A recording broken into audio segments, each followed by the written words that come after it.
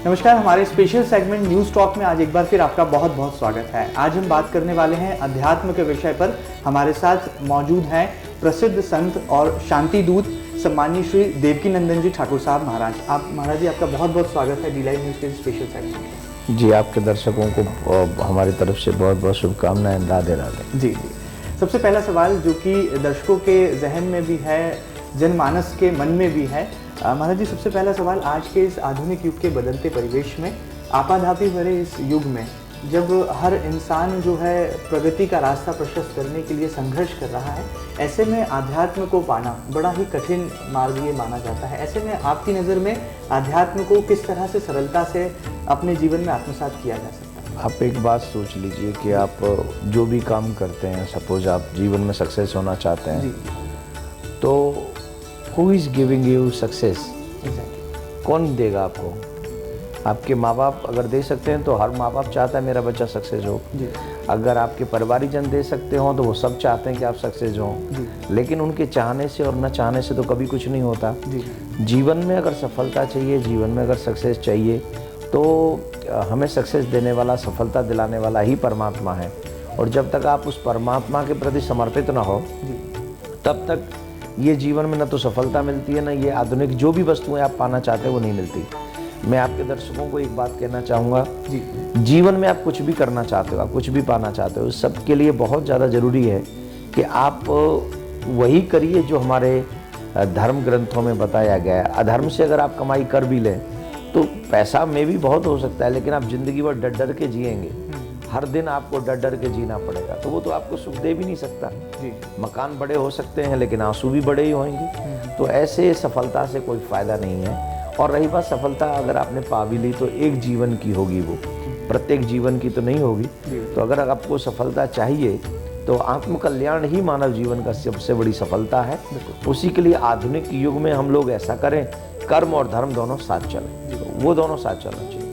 महाराज जी, एक सवाल मेरे जहन में था। आपको पूरे देश भर में, विश्व भर में शांति दूत के नाम से जो है जाना पहचाना जाता है। आप क्या मानते हैं, आज के इस युग में जीवन में शांति का कितना महत्व है? हर व्यक्ति जीवन में ऊंचाइयों को, प्रगति को पाने के लिए जद्दोजहद में लगा है, लेकिन शांति जनमानस में कहीं नजर नहीं आती। आप एक बात सोचिए, when you take everything, when you achieve everything, after that what do you search? आप क्या ढूंढ रहे हैं? उसके बाद आप शांति चाहते हैं। और शांति पाने के लिए मैंने बड़े बड़े पैसे वालों को देखा है, वो कहाँ जा रहे हैं? बोले स्विट्जरलैंड घूमने जा रहे हैं। वो काय को जा रहे हैं? बोले घूमने जा रहे हैं, पीस मिलता है उधर। वो ऑस्ट्रेलिया जा रहे हैं, साउथ अफ्रीका जा रहे हैं। अब जिस पैसे के चक्कर में आपने पूरी शांति भंग कर ली, जिस माया आपाधापी के चक्कर में आपने अपने आप को पूरा डिस्टर्ब कर लिया, क्या वही पैसा आपको किसी पाश्चात्य कंट्री में ले जाकर शांति दे सकता है, सुख दे सकता है? अरे जब वो लोग अशांत होते हैं तो वो हमारी कंट्री में, हमारे देश में आते हैं, वो हिमालय में जाते हैं, वो हरिद्वार जाते हैं, वो काशी जाते हैं, वो वृंदावन जाते हैं, हमारे तीर्थों में जाते हैं, उनको वहाँ शांति मिलती है। फॉर योर काइंड इन्फॉर्मेशन, आपके श्रोताओं को भी बता दूँ, शांति पैसे से तो कभी नहीं मिल सकती। शांति मिलती है सत्संग में, शांति मिलती है भगवान के चरणों में, शांति मिलती है तीर्थों में। जहाँ आप जाएंगे वहाँ सुकून से भजन करके देखिए। आप भगवान के तीर्थ में भजन करके बैठ जाइए, अकेले में एकांत में बैठ के थोड़ा भजन करिए, फिर देखिए आपको शांति मिलती है कि नहीं, मिलेगी। लेकिन उसके लिए कंपलसरी है कि आपको सही वे, आपको सही रास्ता पता होना चाहिए। आप पहुँचना चाहते हैं इंदौर और रास्ता पकड़ लिया है आपने देवास का, then how can you reach there your destination? तो सबसे बड़ी ज़्यादा आवश्यकता इसी बात की है कि हम लोग इस चीज़ को समझें कि शांति कहाँ है, सुख कहाँ है। जब इस बात को समझेंगे तो डेफिनेटली हम लोग एक दिन अपनी मंजिल तक पहुँचेंगे। महाराज जी, एक सवाल और है। सिंहस्थ का आयोजन 2016 में उज्जैन नगरी में होने वाला है, मध्य प्रदेश की इस पावन नगरी में, पवित्र नगरी में। किस तरह से आप मानते हैं सिंहस्थ का क्या महत्व है? और जो विश्व भर से करोड़ों की तादाद में श्रद्धालु आते हैं, आस्था को खोजते हैं, कई तरह के साधु संतों का सानिध्य पाते हैं, आप जैसे गुरुजनों से आशीर्वाद प्राप्त करते हैं, ऐसे तमाम श्रद्धालुओं को, आपके तमाम अनुयायियों को, भक्तों को आप क्या कहना चाहेंगे कि जीवन में सिंहस्थ को किस तरह से वो आत्मसात भी करें, और इस सिंहस्थ के महत्व को बरकरार रखने के लिए किस तरह से सरकार के स्तर पर भी प्रयास जारी होंगे? ये सरकार की तरफ से तो यही रहे कि प्रत्येक आने वाले व्यक्ति को, चाहे वो देश से आए चाहे विदेश से आए, उसे सुचारू ढंग से व्यवस्था मिले, वहाँ रहने सहने खाने पीने की व्यवस्थाएं को सरकार की तरफ से भी होनी चाहिए। दूसरा, सिंहस्थ कुंभ, जब 12 वर्ष में एक स्थान पर ये कुंभ जुड़ता है तो आप आजकल के पता नहीं मॉडर्न लोग इस बात को बिलीव करेंगे या नहीं करेंगे।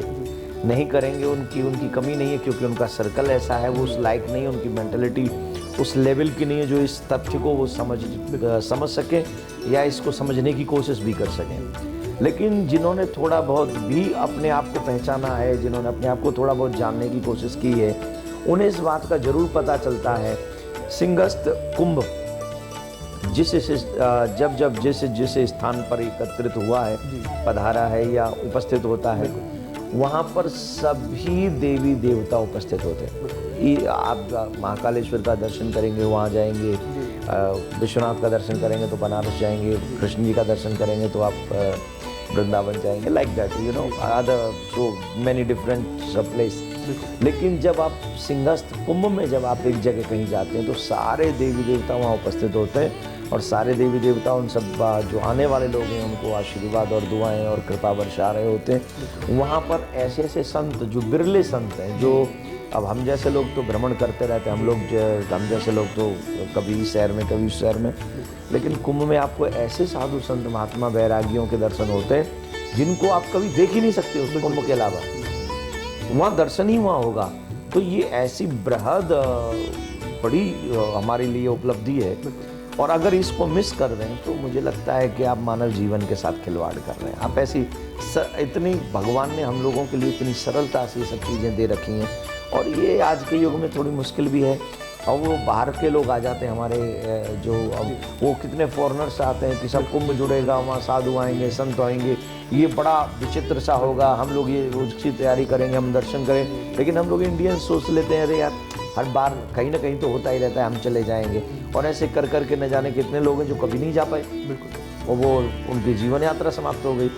तो इसके लिए बहुत ज़्यादा ज़रूरी है कि आप उज्जैन नगरी पधारें, और उज्जैन नगरी बहुत पवित्र नगरी है, जहाँ स्वयं महाकाल विराजमान है, और स्वयं श्री कृष्ण सांदीपन गुरु जी के यहाँ इस स्थान पर पधारे थे शिक्षा ग्रहण करने के लिए।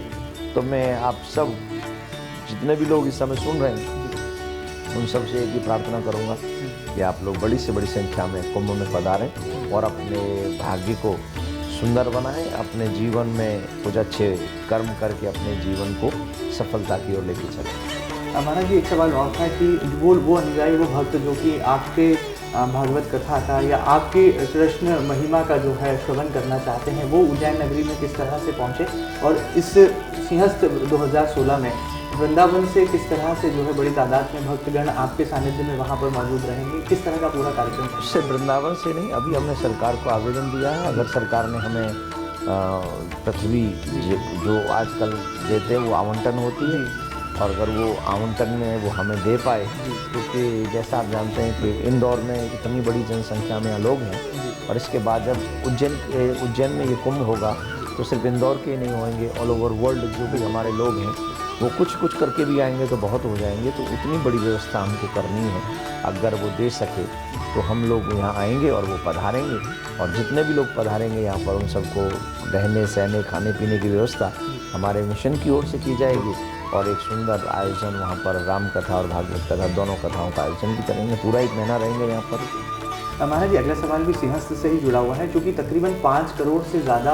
भक्तों के अनुयायियों के पहुँचने का अनुमान है उज्जैन नगरी में। ऐसे में प्रधानमंत्री नरेंद्र मोदी जी ने वैचारिक महाकुंभ का आयोजन करने का भी बड़ा फैसला लिया है। केंद्र की सरकार इस आयोजन को करेगी, जिसमें तमाम साधु संत आने वाले समय में किस तरह से धर्म की नीति तय हो, तमाम धार्मिक मसलों पर निर्धारण होगा, और प्रधानमंत्री खुद साधु संतों से उनके सुझाव मांगेंगे। तो इस तरह के आयोजन को आप किस नज़र से देखते हैं, जब खुद देश का मुखिया, देश के प्रधानमंत्री साधु संतों के साथ विचार करेंगे, भविष्य की रूपरेखाएं तय होंगी, आप किस तरह का सुझाव है जो चाहते हैं कि सरकार तक जरूर से पहुँचे? दिस इज़ नॉट न्यू, ये कोई नया नहीं है। हमारे इतिहास देख लीजिए, राम जी के भी गुरु जी थे, दशरथ जी के भी गुरु जी थे, और जितने भी जो भी अच्छे राजा हुए उन सब ने गुरुओं की एडवाइस ली है, साधु महात्माओं की एडवाइस लेके उन्होंने चलाया, तो आज इतिहास में उनका नाम अमर है। और जो लोग एक गद्दी पे पहुंच के प्राउडी हो जाते हैं, घमंडी हो जाते हैं, और वो सोचते हैं कि मैं ही सब कुछ हूँ, तो फिर वो अपना ही नहीं देश का भी बुरा कर लेते। तो साधु संत जो खुद संत हैं, जो साधु हैं, उन्हें तो हमारे पर्सनल उनको लाइफ में कुछ नहीं चाहिए। उनको तो एक ही चीज़ चाहिए कि भाई इस देश का भला हो, देश के आने वाली पीढ़ी का भला हो। तो मुझे एक चीज़ लगती है, हमारे अगर प्रधानमंत्री जिन बातों को सुनना चाहते हैं संतों के मुंह से, तो उनके मुंह से एक बात जरूर जानी चाहिए कि जो हमारे बच्चे इंग्लिश मीडियम स्कूल में पढ़ रहे हैं, बहुत छोटी सी क्लास में पढ़ रहे हैं, वहीं से उनको जीवन की जो वैल्यू है, वो उनको समझाना जरूरी है, वो भी अध्यात्म के माध्यम से। क्योंकि जब तक जीव अध्यात्म नहीं समझेगा, राम को नहीं पढ़ेगा, कृष्ण को नहीं पढ़ेगा, तब तक वो चरित्रवान नहीं बन सकता। और अगर वो चरित्रवान नहीं बन सकता तो आप उस बच्चे को चरित्रहीन बनाकर अगर देश की किसी भी बड़े पद पर बैठाल दें तो आप उससे ईमानदारी की उम्मीद नहीं कर सकते। तो अगर आप चाहते किसी भी समुदाय में, मैं ये नहीं कह रहा हूँ कि हिंदू समुदाय में, किसी भी समुदाय में, चाहे वो मुस्लिम हो, वो अपने धर्म को भली प्रकार जाने। जो ईमानदारी से धर्म को, किसी भी धर्म को जानेगा ना, वो किसी का नुकसान नहीं करेगा। वो चरित्रहीन धर्म न तो चरित्रहीन बनाता है, न झूठा, न चोर, न लुटेरा बनाता है, न लड़ाकू बनाता है। धर्म सिर्फ मानवता सिखाता है। तो वो धर्म सबको बचपन से ही पढ़ाए जाएं और उनको बताया जाए कि मानव वैल्यू बहुत है और ये सिर्फ खाने कमाने ऐसे करने के लिए नहीं मिली है। उनको वो चीज़ें, माथे पे तिलक हो, गले में कंठी हो, हाथ में कलाबा हो, ये संस्कार उन बच्चों को बचपन से दिए जाएं। और जो ऐसा स्कूल नहीं करने देते उनको प्रतिबंधित किया जाए, उन्हें रोका जाए। तो ऐसा होगा तो प्रधानमंत्री जी शायद देश के लिए एक नई ऊर्जा और नया मार्ग प्रशस्त कर सकेंगे। महाराज जी, एक सवाल और है जो कि जनमानस की तरफ से ही आता है। तमाम राजनीतिक दलों ने भी जो है इसे अपना चुनावी मुद्दा कई बार बनाया है। राम मंदिर निर्माण का जो मसला है, इस पर तमाम राजनेता बयानबाजी ज़रूर देते हैं, सुप्रीम कोर्ट तक ये मसला पहुंचा है। ऐसे में साधु संत समाज कभी मुखरता से आगे नहीं आया। आप क्या व्यक्तिगत तौर पर मानते हैं, किस तरह से राम मंदिर निर्माण का मसला जो है हमारे हिंदुस्तान देश के लिए बहुत अहम स्थान रखता है? देखिए, मैं एक बात मानता हूँ, ये साधु संतों ने मुद्दा उठाया था। जी। और आज भी राम जन्मभूमि की न्यास की जो अध्यक्षता है वो एक संत कर रहे हैं, नृत्य गोपाल दास जी महाराज कर रहे हैं। दुर्भाग्य से साधु संतों को या उनकी बात को उतना सीरियसली नहीं लेती है सरकार, चाहे वो प्रदेश की हो, चाहे वो देश की हो, इससे पूर्व की हो। अभी ये तो सरकार बनी है, देखते हैं ये क्या करेंगे। लेकिन इससे पूर्व की सरकारें सीरियस नहीं लेती हैं। उनको लगता है कि ये ठीक है यार, ये चुप हो जाएंगे, हमारे ही तो लोग हैं। लेकिन चुप हो जाएंगे विषय है ही नहीं। विषय तो ये है कि राम मंदिर बनना चाहिए, और लड़ाई से नहीं बनना चाहिए राम मंदिर, प्रेम से बनना चाहिए। मुसलमान भाई बैठे और मुसलमान भाइयों से पूछा जाए, अगर हम गंगा जमुना की तहजीब पे बात करते हैं तो गिव एंड टेक सिस्टम है। You give me something, I give you something, right. अगर हम चाहते हैं कि हमारे बच्चे न लड़ें, अगर हम चाहते हैं कि हमारा प्यार बना रहे, अगर हम चाहते हैं हमारे आने वाली पीढ़ियाँ शांति, पीसफुल लाइफ जिए इस भारत में, तो इसके लिए बहुत अच्छी बात यह है, हमारे सारे मुसलमान भाई जानते हैं इस बात को कि मथुरा में कृष्ण आए, अयोध्या में राम आए और काशी में विश्वनाथ बहुत पहले से हैं। इवन जब से मुस्लिम धर्म नहीं है तब से हमारे इतिहास गवाह हैं, हमारे शास्त्र, हमारे पुराण, हमारे वेद गवाह हैं। और ऐसा कोई प्रमाण नहीं है तीनों जगह पर कि वहाँ कोई पैगंबर आए हों या उनका जन्म हुआ हो। सपोज अगर किसी ने वहाँ ज़बरदस्ती या मर्जी से या हिंदुओं ने ही बनवा दी, मैं तो ये कहता हूँ कि मस्जिद बनवा दी, चलो बनवा दी, आज उस चीज़ पर विवाद है। आप बड़ा दिल करिए, आप हृदय बड़ा करिए और कह दीजिए कि भाई 3 जगह आप हमसे ले लीजिए, तीनों जगह हम अपने बड़े भाइयों को देते, हम अपने हिंदू भाइयों को देते, यहाँ आप अपने भगवान की पूजा करिए, अब बताइए आप हमारे लिए क्या करोगे। तो फिर हिंदू भाइयों को चाहिए कि 3 की जगह 300 मस्जिद उनको बनवा के दें और कहें कि आप यहाँ पूजा करो अपने देव की, यहाँ आप अपने बड़ा सिंपल सा तरीका है। लेकिन 3 उनको देना चाहिए दिल से, प्यार से, मोहब्बत से, लड़के नहीं। अब कोर्ट में गए 2 भाई आपस में लड़ रहे हैं, इट्स नॉट गुड। प्यार से दें, उनको बड़ा दिल करना चाहिए, यहाँ तुम्हारे भगवान आए, ले लीजिए, तीनों जगह आप ले लीजिए, हम देते हैं। और इसमें बल्कि हमारे मुसलमान भाइयों की बहुत प्यारी छवि उभर के आएगी। जो अभी तलवार लेके लड़ने की बात करते हैं, वो एक डिफरेंट बात आएगी सामने, उनकी एक अच्छा रोल आएगा उनका।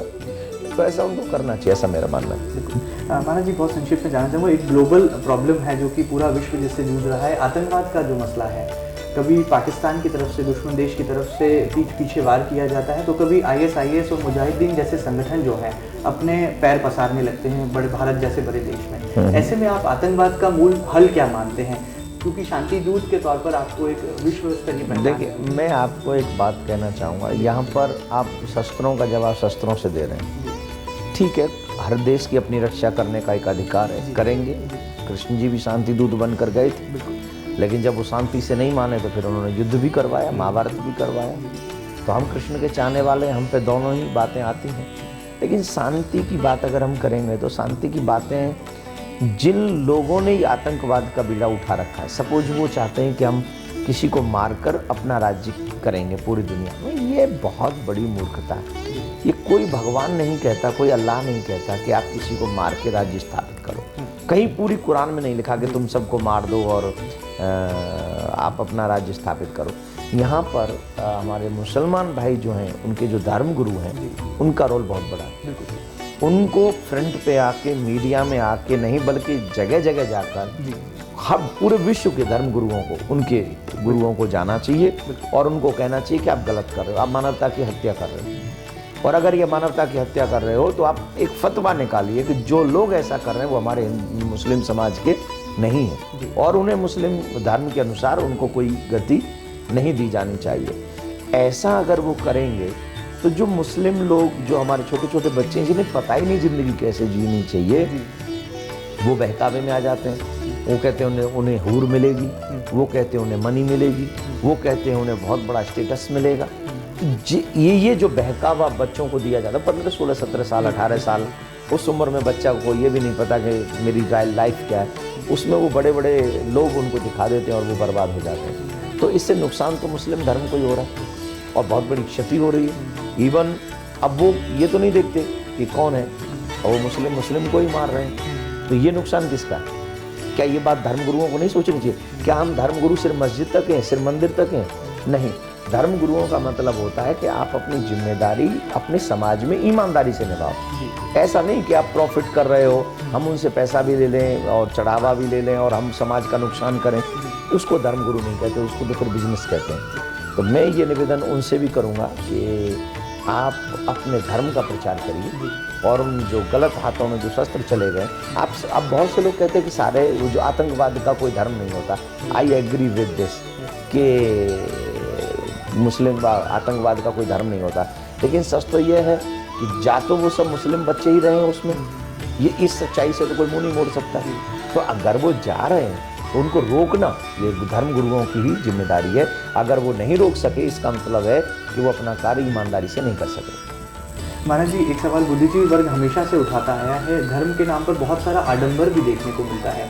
कई ऐसे साधु संत हैं, बड़े बड़े नाम हैं देश में, जो कि धर्म के नाम पर ब्रांडिंग करते हैं। ऐसे साधु संतों से कैसे जो है देश को एक बड़ी संस्कारवान पीढ़ी मिल पाएगी? आप क्या संदेश ऐसा देना चाहेंगे? नहीं, आप एक बात सोचिए, 2 चश्मे मेरे पास में, एक मेरी दूर की नज़र का है और एक मेरी पास की नज़र का है।